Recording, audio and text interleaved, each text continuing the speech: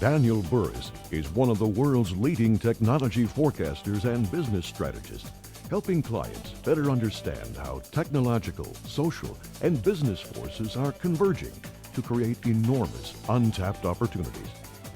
He has established a worldwide reputation for his exceptional record of accurately predicting the future of technological change and its direct impact on business.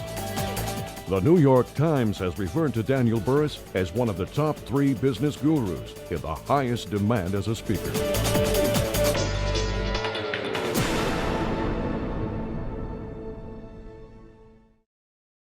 In 1993, that was 2 years before Yahoo, 2 years before Amazon.com, 2 years before the web started taking off. Wasn't on your radar. 2 years before, even Amazon.com wasn't even thought of yet by the guy who came up with it. I was giving a speech to the American Booksellers Association. There were 10,000 people in that audience, far bigger than this 4,000. And you can still get the old audio tape.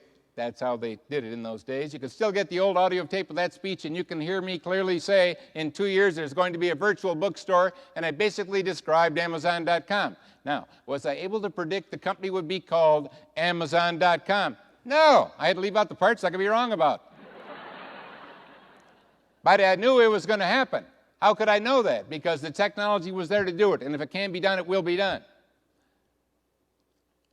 Now, I know what you're thinking. Yeah, but I'm not a technology forecaster. That's not what I do. Oh, yeah? Well, there's a lot that I can give you. Again, you don't have to be a scientist. You just have to become aware of what's going on. When your customers start changing their behaviors, you better be paying attention. Have they been changing their behaviors over the last couple of years? Yeah. If you got an iPod, what happened? Hey, you changed. Once you got a cell phone, what happened? You were changed. Once you got email, what happened? Hey, you were changed. And by the way, you're not going back. You're going forward. Once you get an iPod, what happens? It doesn't just change how you listen to music, it transforms how you listen to music. It's not just change. Change was going from a round record to a round CD.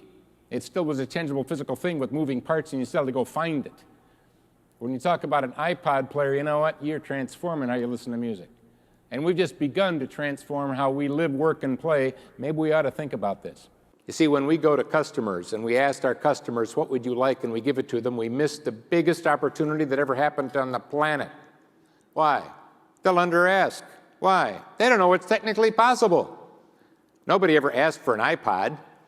Nobody ever asked for an adjustable windshield wiper. And if you talk to GE, the people that invented the self-cleaning oven, they'll tell you no housewife ever asked for one, or house husband.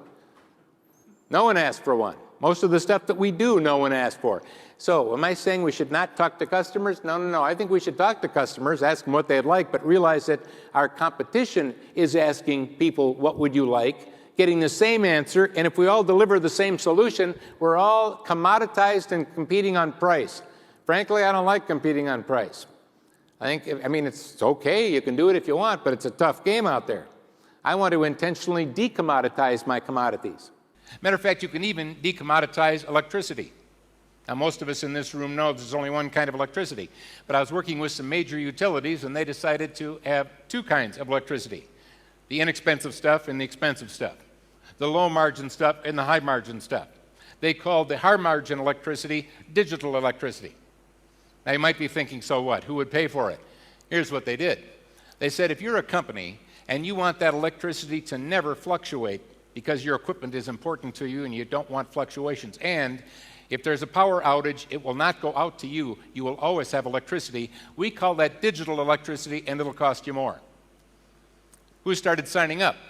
Well, Microsoft, Intel, Google, Yahoo, IBM, and then all of a sudden it started going beyond just technology companies. It started going into other giant companies that wanted their technology to be secure. In other words, you can even decommoditize electricity. How do they do it? They wrapped a service wrapper around it.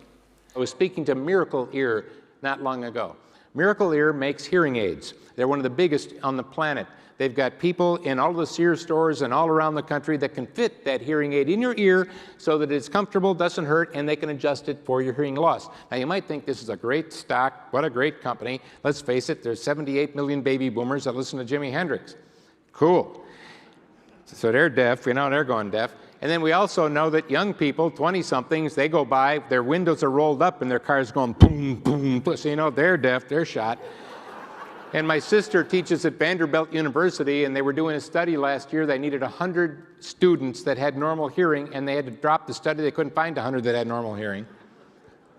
True.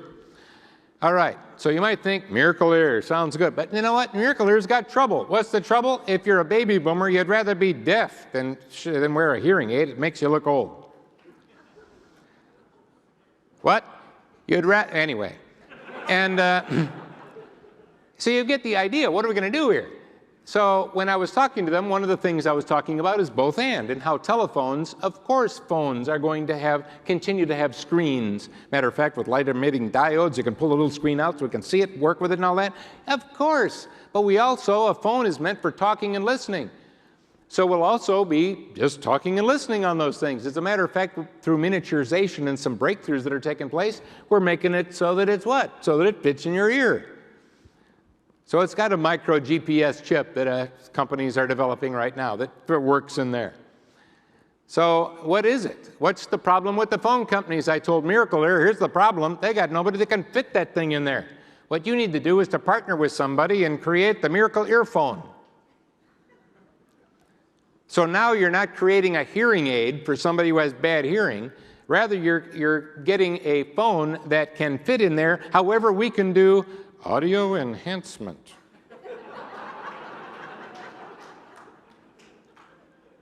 Can you get surround sound right now? I could give you surround sound, except you'd have to buy 2. Is there a difference between informing and communicating? Yeah. Informing is one way, it's static, doesn't always cause action. Communicating is two-way and causes action. It's dynamic.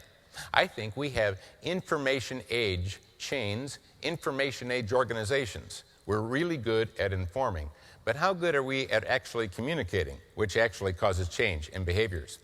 We have amazing communication age tools out there, but we're using them with an information age mindset.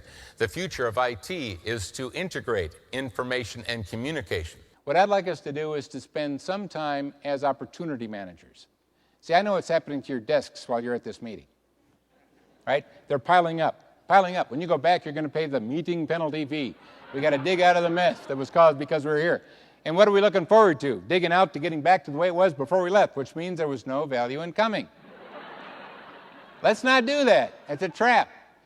Here's what I'd like you to try. Look, this is not for me. This is for you. Try this. It'll take 1 hour a week of your time. I know what you're thinking. Hey, I don't have an hour. I'm busy. Yeah, that's why you don't have an hour. You've never done this. 1 hour a week. And by the way, if you don't put it in your calendar, it won't happen. Why? You'll be putting out another fire.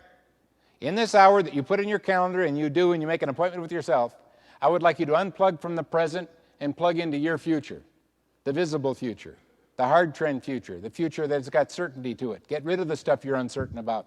Ask yourself, what are the things I know? What are the opportunities coming our way? What are the things, instead of all the things I can't do because of my size, what are all the things I can do because I've got an alliance and a team bigger than the people that are just in these 4 walls?